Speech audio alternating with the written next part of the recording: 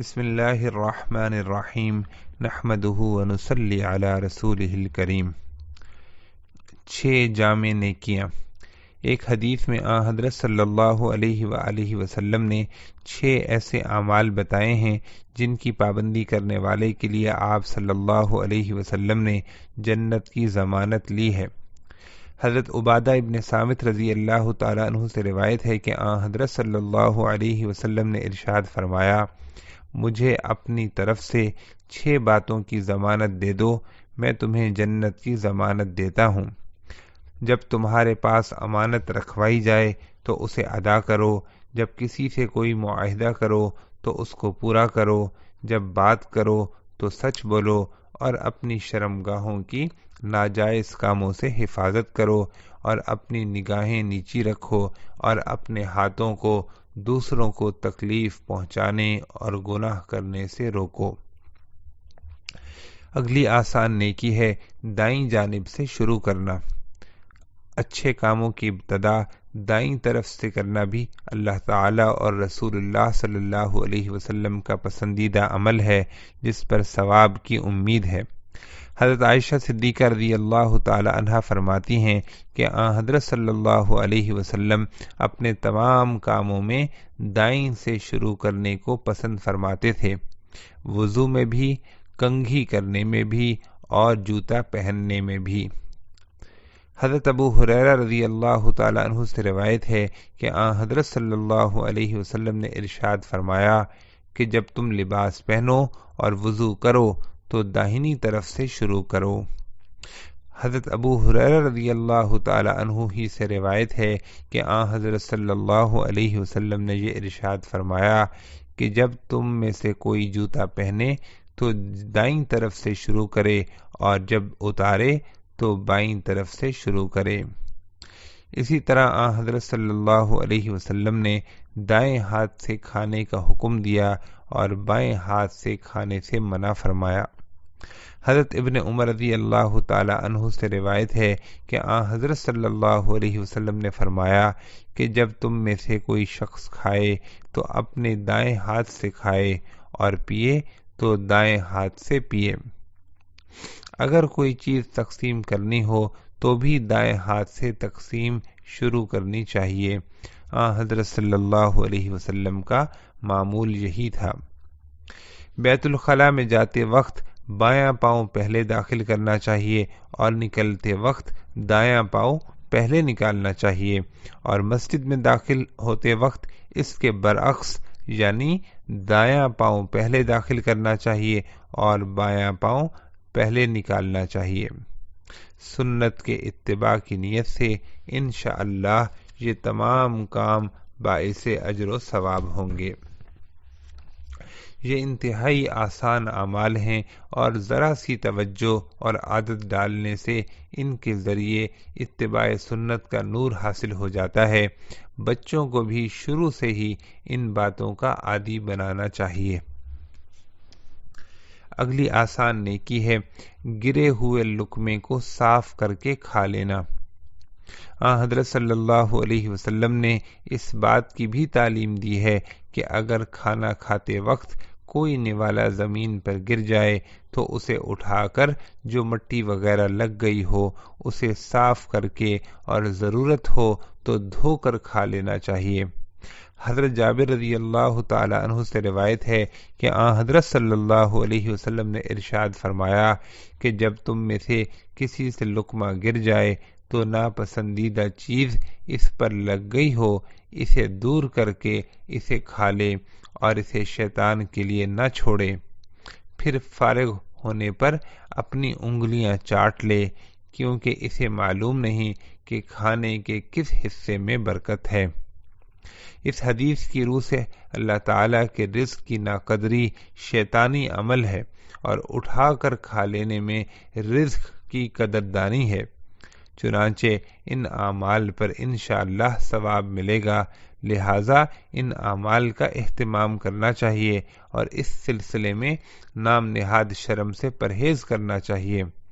ہاں، اگر لقمہ اس طرح گر جائے کہ اسے صاف کرنا ممکن نہ ہو تو بات دوسری ہے۔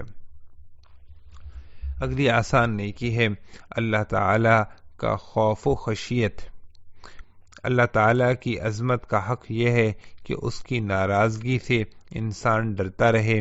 اللہ تعالیٰ کی ناراضگی کا خوف وہ عمل ہے جس کی قرآن کریم اور احادیث میں جا بجا تاکید کی گئی ہے اور اس کے فضائل بیان کیے گئے ہیں۔ حضرت صلی اللہ علیہ وسلم کے چچا حضرت عباس رضی اللہ تعالیٰ عنہ فرماتے ہیں کہ ہم ایک مرتبہ آپ صلی اللہ علیہ وسلم کے ساتھ ایک درخت کے نیچے بیٹھے ہوئے تھے، اتنے میں اس درخت کے سوکھے پتے گرنے لگے اور درخت پر صرف سبز پتے رہ گئے۔ آپ صلی اللہ علیہ وسلم نے فرمایا کہ اس درخت سے کیا مثال نکلتی ہے؟ لوگوں نے کہا کہ اللہ اور اس کے رسول ہی بہتر جانتے ہیں۔ آپ صلی اللہ علیہ وسلم نے فرمایا کہ اس کی مثال اس مومن کی سی ہے جس کو اللہ تعالیٰ کی خشیت سے جھرجھری آ جائے تو اس کے گناہ گر جاتے ہیں اور نیکیاں رہ جاتی ہیں۔ اللہ تعالیٰ کا خوف اور خشیت دل میں پیدا کرنے کے لیے اللہ تعالیٰ کی عظمت اور قدرت کا خیال دل میں جمایا جائے، پچھلی امتوں کے انجام کو سوچا جائے اور قرآن و حدیث میں نافرمانوں کے لیے جو عذاب مذکور ہے اس کا تصور کیا جائے۔ اس طرح اللہ تعالیٰ کا خوف اور خشیت دل میں پیدا ہوگا اور اس کے نتیجے میں گناہوں، بدعنوانیوں اور ظلم اور زیادتی پر انسان کی جرت کا خاتمہ ہوگا اور اس کے نتیجے میں تقوی حاصل ہوگا جو تمام نیکیوں کی بنیاد اور دنیا اور آخرت میں انسان کی صلاح اور فلاح کا واحد راستہ ہے۔ اللہ تعالی ہم سب کو یہ نعمت عطا فرمائیں۔ اور اس کتاب میں مذکور آخری آسان نیکی ہے اللہ تعالی سے امید اور حسن ظن۔ اللہ تعالیٰ کے خوف اور خشیت کے ساتھ اس کی رحمت سے اپنے لیے بھلائی کی امید رکھنا بھی بہت عظیم عمل ہے۔ حضرت ابو ہریرہ رضی اللہ تعالیٰ عنہ سے روایت ہے کہ حضرت صلی اللہ علیہ وسلم نے ارشاد فرمایا کہ اللہ تعالیٰ سے اچھا گمان رکھنا بھی اللہ تعالیٰ کی اچھی عبادت ہے۔ اور ایک حدیث قدسی میں حضرت صلی اللہ علیہ وسلم نے اللہ تعالیٰ کا یہ ارشاد نقل فرمایا ہے کہ میرا بندہ مجھ سے جو گمان رکھتا ہے میں اس کے مطابق ہوں، اور جہاں وہ مجھے یاد کرے میں اس کے ساتھ ہوں۔ غرض قرآن و حدیث میں اللہ تعالیٰ کی رحمت سے اچھی امید رکھنے کے بڑے فضائل وارد ہوئے ہیں، لیکن اس کا مطلب یہ ہے کہ انسان اپنی استطاعت کے مطابق اللہ تعالیٰ کے احکام کے مطابق زندگی گزارنے کی کوشش میں لگا رہے، اور جہاں اس کوشش کے باوجود غلطیاں اور کوتاہیاں ہو جائیں تو ان کے بارے میں اللہ تعالیٰ کی رحمت کا امیدوار رہے۔ لیکن اگر کوئی شخص اپنی زندگی میں اللہ تعالیٰ کے احکام سے بالکل غافل ہو، اپنی اصلاح کی مطلق فکر نہ کرے اور اپنے آپ کو بے لگام نفسانی خواہشات کے پیچھے چلنے کے لیے آزاد چھوڑ دے، اور اس غفلت اور بے فکری کے باوجود یہ آرزویں باندھے کہ خود بخود مغفرت ہو جائے گی، تو ایسے شخص کی حدیث میں سخت مذمت کی گئی ہے۔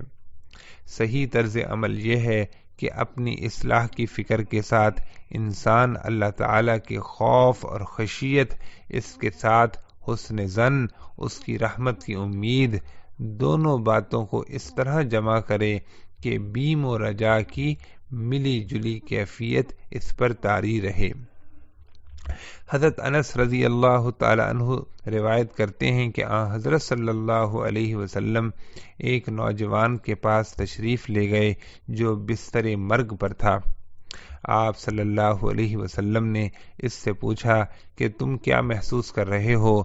اس نے عرض کیا کہ یا رسول اللہ صلی اللہ علیہ وسلم، مجھے اللہ تعالیٰ سے بہت امید ہے، لیکن ساتھ ہی اپنے گناہوں کا بھی ڈر ہے۔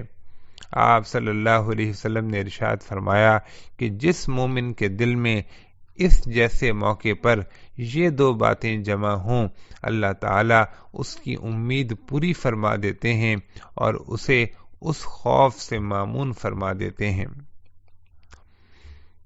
الحمدللہ، اس کے ساتھ ہی یہ کتاب آسان نیکیاں مکمل ہوئی۔ اللہ تعالی اس کو پڑھنے کی اور اس پر عمل کرنے کی توفیق نصیب فرمائیں۔ السلام علیکم ورحمۃ اللہ وبرکاتہ۔